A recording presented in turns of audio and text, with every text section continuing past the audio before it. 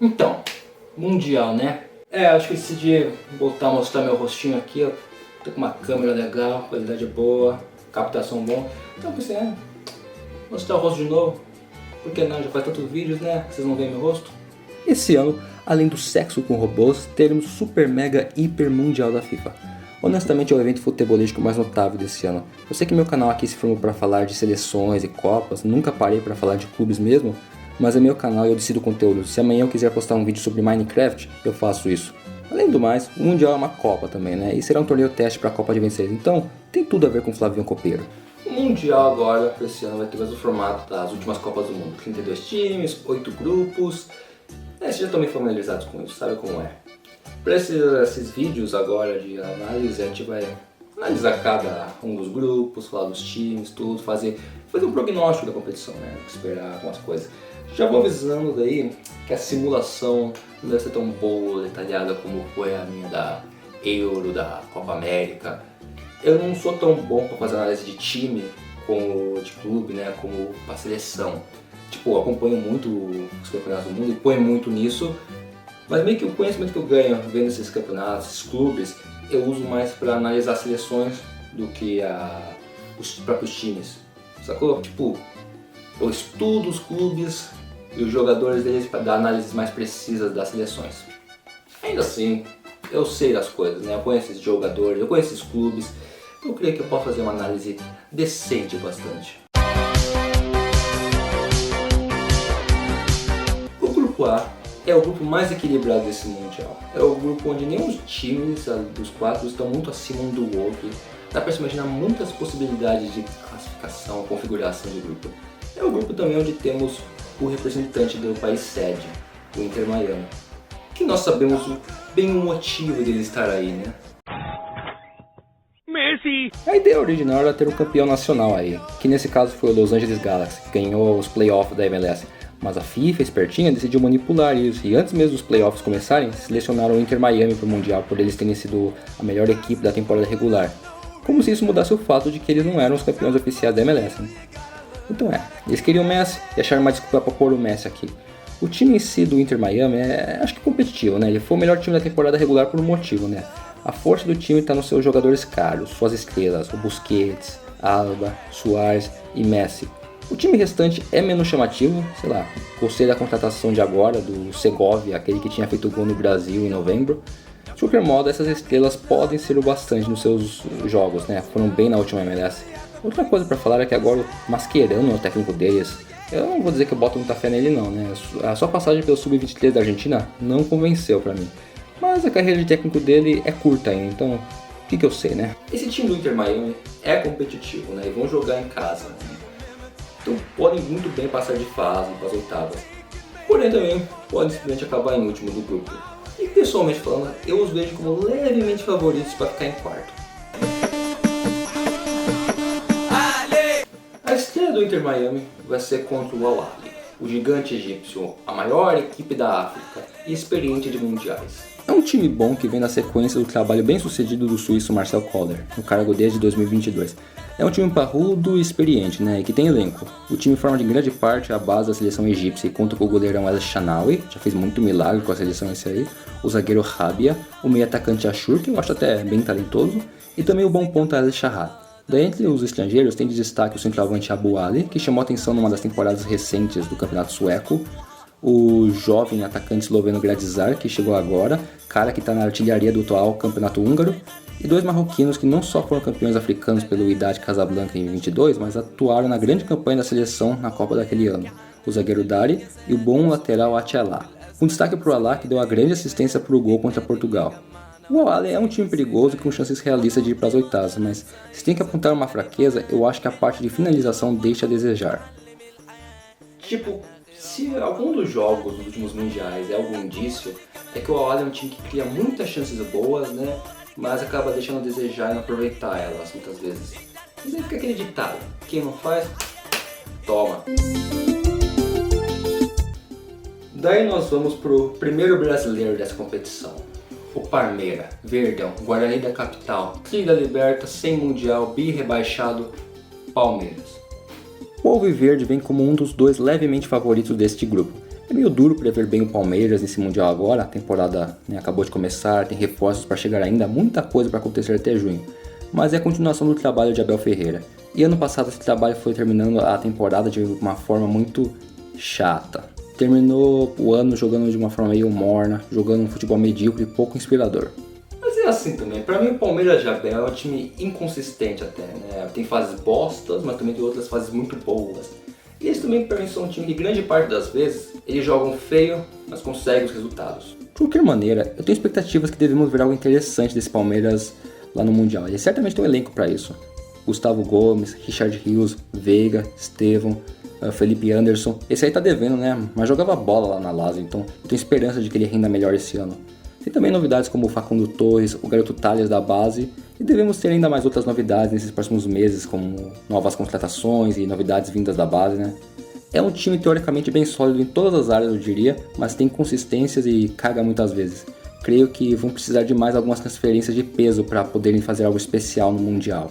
Mas, de qualquer modo, acho sensato vermos eles como leves favoritos nesse grupo. E acredito que consigam chegar nas oitavas. O Porto é o nosso primeiro europeu para analisarmos. O gigante português vem para esse Mundial por meio do ranking que foi feito baseado nas últimas Champions. E também pelo limite de times do mesmo país, porque senão a gente teria o Liverpool, o Barcelona aqui, se já não tivesse 2 espanhóis, 2 ingleses, né? Os portugueses também são complicados de serem analisados pensando em Mundial. Tem bastante coisa para acontecer com eles que não se encontram na melhor situação. Estão com um técnico novo, há de ver se isso vai dar certo, né? Eles vinham numa sequência sem vitórias, não vem fazendo a melhor Liga Europa, porém continuam em terceiro no português dentro da briga pelo título. O que não quer dizer nada, porque é o campeonato português. Ninguém vai falar que o PSG tá jogando bola pra caralho porque tá liderando a Liga. Mas o Porto não é nenhum time bobo também, né? É um time mais do que experiente de grandes palcos e com jogadores bons. Atualmente está sofrendo com vários lesionados, mas creio que até junho a situação esteja melhor, podendo contar com caras como o bom jovem lateral Martin Fernandes, o Gruitch já faz um tempo que está parado por lesões, mas ele é experiente até. O Eustáquio é um cara que eu curto bastante, mesmo que essa temporada não seja a melhor dele. O meia Nico Gonzalez é outra boa promessa. Daí no ataque temos um dos destaques do time que se encontra entre os artilheiros do português, o promissor Samu. No geral, o Porto não deve vir com tanta força assim para o Mundial. Mas também é um pouco difícil prever porque tem meses para a competição acontecer. Eles são tecnicamente favoritos no grupo, eu arriscaria que passariam de fase sim, mas estão longe de estarem garantidos nas oitavas. No grupo B encontramos não só um europeu, mas 2, ambos bem duros para os dois times americanos terem que enfrentar. O Atlético de Madrid, apesar de ser uma virgem da Champions, está aqui nesse Mundial por meio do ranking dos times da UEFA. Como o Barcelona só fez cagada em anos recentes na Champions, o Atlético de Madrid ficou melhor ranqueado e pegou a vaga que tinha ainda para os times espanhóis. O trabalho de mais de uma década do Simeone continua e eu acho que o time deve vir forte para o Mundial. Os colchoneiros estão bem dentro da briga pelo título espanhol e estão indo bem na Champions. É sem dúvidas uma equipe forte, contando com um goleirão como o Black, o experiente zagueiro uruguaio José Jiménez, campeões do mundo como o lateral Molina, o meia Depol e o atacante Julián Álvares, e mais outros bons jogadores ainda. É um time no geral sólido e bom em todas as áreas, com boa experiência para um torneio como esse. Eu diria que eles são os favoritos desse grupo e devem passar para as oitavas, imagina até em primeiro, né? Quem sabe não possam brigar pelo título se as coisas encaixarem bem para eles, mas vamos ver, né? O PSG, o único francês nesse Mundial, é um dos times que descobriu o glitch do dinheiro infinito. Mas essa fase na era pós-Mbappé, essa temporada não foi tão fácil assim, né? Tô de bola na Ligue 1, né? Mas passaram um sufoco na Champions. Porém, esses dois últimos jogos que garantiram a classificação do time para a próxima fase foram bem convincentes, e talvez seja sinal que esse PSG do Luiz Henrique vai render bem agora. É um time que tem solidez defensiva, tem a melhor defesa da Ligue 1 como esperado, mas também não sofreu tantos gols na Champions para um time que ficou em 15º na tabela. Em compensação, não havia se mostrado mais eficiente ofensivamente quando enfrentou adversários das grandes ligas, exceto nesses dois jogos recentes contra o City e o Stuttgart, onde aí eles fizeram bonito. O time hoje pode não ter mais uma estrela do mesmo nível de destaque que o Mbappé, mas continua com um elenco bom com Marquinhos, Skriniar na zaga, Nuno Mendes e o grande Hakimi na lateral, o bom João Neves no meio campo e vários pontos de qualidade, Kang Lee, Barcola, que tem sido uma referência nesse PSG pós-Mbappé, e agora também tem a novidade o grande Kvaratskhelia, que chegou agora do Napoli. É um time bom no papel, mas tem poucas opções de centroavante nato. Improvisaram o Dembélé no jogo contra o Stuttgart e ele se saiu ótimo, então talvez esse seja o caminho. Outra coisa do PSG é que, no geral, é um elenco jovem, então eu não sei se essa inexperiência não pode pesar nesse Mundial. De qualquer modo, creio que o PSG vai vir bem competitivo para esse torneio e favorito, junto com o Atlético, de passar desse grupo. Porém, creio que o PSG corre mais risco de passar por algum vexame com os dois não europeus desse grupo aí. Mas ainda apostaria a eles lá nas oitavas, né? O primeiro destes não europeus deste grupo que eu tenho para falar é o Botafogo, o atual campeão da Libertadores, campeão do Brasileirão, time que jogou muita bola no passado, mas que nem o Palmeiras, basicamente todo brasileiro, é um pouco complicado julgá-los agora para um torneio lá em junho. Eles estão sem técnico desde a saída do Arthur Jorge pro Qatar e vai saber quem irá assumir o time no que dará. Porém, seja lá quem assumir o time, vai herdar uma equipe qualificada e que joga bola, especialmente se o último jogo contra o Fluminense for um sinal do que esperar para esse ano.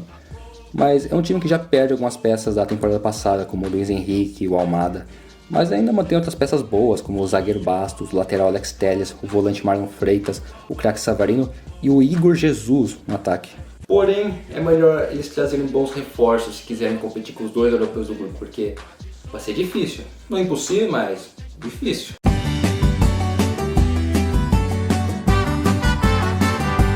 Outro time não europeu é o outro time dos States, o Seattle Sounders. Mas diferente do Miami, esse aí se classificou por ser campeão continental mesmo. Eles continuam com o trabalho de Brian Schmetzer, que está na frente do clube desde 2016. E assim, o Seattle de Schmetzer é um dos clubes mais regulares da MLS, sempre brigando para avançar para os playoffs e ir longe neles, tendo sido campeão nacional 2 vezes e vice em outras 2. É um time interessante que creio que pode fazer um papel bom nesse Mundial. Certamente não deverão se defender muito mal, já que eles tiveram de longe uma das melhores defesas nas últimas 2 temporadas da MLS, mas não tem o mesmo elenco de estrelas como o Inter Miami. Eles contam com o grande goleirão Fry, os irmãos Alex Roldan e o Christian Roldan, o bom meia Rusnak, o centroavantão Jordan Morris e uma novidade dessa janela de transferência, outro centroavantão, o Jesus Ferreira, que se destacou na MLS de 22 e 23, participando de muitos gols, mas não tendo tido tanto sucesso ano passado. De qualquer modo, é um jogador interessante. No final de tudo, os Seattle Sounders poderão talvez ser considerados como os azarões do grupo, mas são um time bem competitivo e vão jogar seus jogos todos em casa, com um estádio cheio se formos pela sua média de público, o que pode favorecê-los. Não nego que devam ser favoritos para ficar em quarto, mas parte de mim sente que eles vão ficar na frente do Botafogo e brigar para surpreender um dos europeus. Mas parte de mim também achava que eu teria um emprego de verdade em 2025, então o que eu sei, né? O grupo C é um grupo mais desequilibrado deste Mundial. É aqui que encontramos o famoso rolo compressor, o Bayern de Munique, que nem o PSG, está indo bem na Liga Nacional de boa, mas tem sofrido mais na Champions. Eles estão sob o comando do grande Vincent Kompany, renomado ex-jogador, mas ele não se provou tão bem como técnico. Teve o mérito de ganhar a Championship com o Burnley em 23, mas depois não conseguiu manter o time na Premier League, e o seu trabalho no Bayern tem sido bem questionado pela Champions medíocre que fazem para os padrões do time alemão. Apesar dessas dificuldades, os bávaros não perderam totalmente a sua qualidade de time que massacra seus oponentes, aplicando goleadas duras em times da Alemanha e em equipes menores da Champions, tendo de longe o melhor ataque da Bundesliga. Mantém ainda um elenco de total respeito, com o Neuer no gol, que saindo para o final de sua carreira, mas ainda é um goleiro de nome fortíssimo. Min Jae-kim, um zagueiro que se destacou lá muito bem com a camisa do Napoli, mas acho que com a camisa do Bayern ele não tem sido tão confiável, deixando a desejar com mais frequência do que antes. Ainda assim ele é um nome forte para a zaga, junto com o Kimmich também. Na lateral eles contam com o Alphonso Davies, cara de qualidade e bem versátil. No meio eles contam com o Goretzka e a joia, a grande promessa que já vem rendendo bem, o Musiala. E daí no ataque tu tem o fudido Harry Kane, que não ganha título mesmo, mas sempre consegue uma chuteira de ouro para adicionar na coleção dele. Então o Bayern não deve vir na sua melhor encarnação, pisa na bola, mas assim, olhando o grupo e o time que tem, eles ainda passam para as oitavas. E se as coisas se encaixarem bem, quem sabe não brigam pelo título também.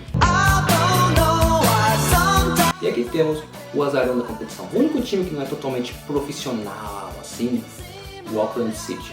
O maior campeão da Oceania vem para mais um Mundial com a expectativa de ser o saco de pancada do grupo, e eu não posso discordar. Mas Flávio, eles foram terceiro colocados no Mundial de 2014, não pode subestimá-los. Não dá pra subestimar, mas o Auckland City de hoje não é aquele Auckland City de 14.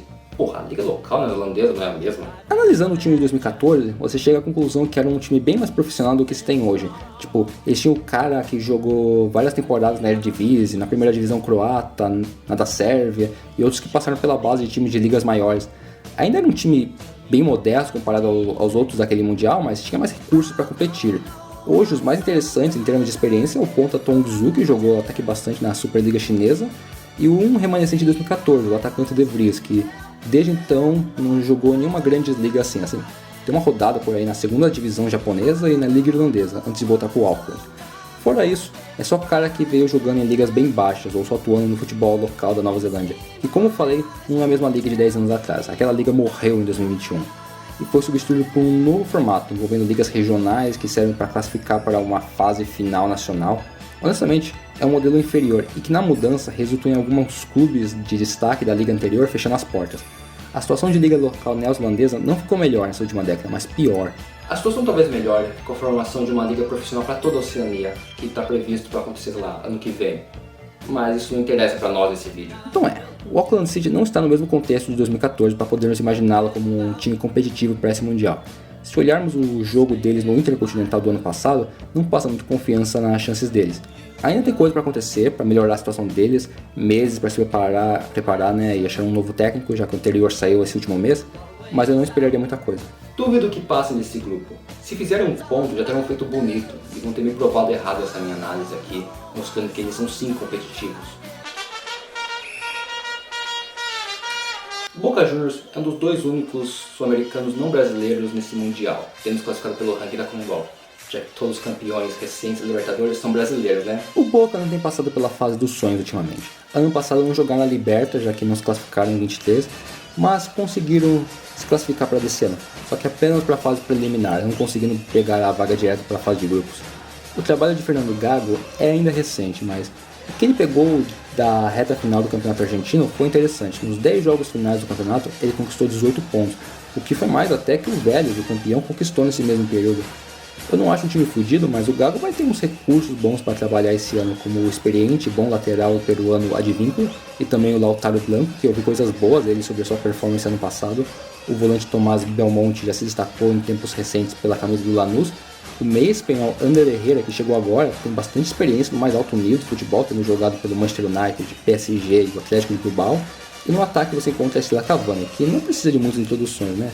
Ainda é meio cedo julgar o Boca para esse ano, já que a temporada argentina só começou, mas vendo como tem andado até que bem o trabalho de Gago e o time à sua disposição, eu creio que os bosteiros devem chegar competitivos no Mundial. Apesar dessas coisas positivas que falei, ainda acho que o equipe do Boca é meio limitada por ter um impacto muito grande no torneio, e não os vejo como segundos favoritos nesse grupo. Porém devem brigar bem, e imagino que o jogo de estreia contra o Benfica vai ser bem disputado e é legal de assistir.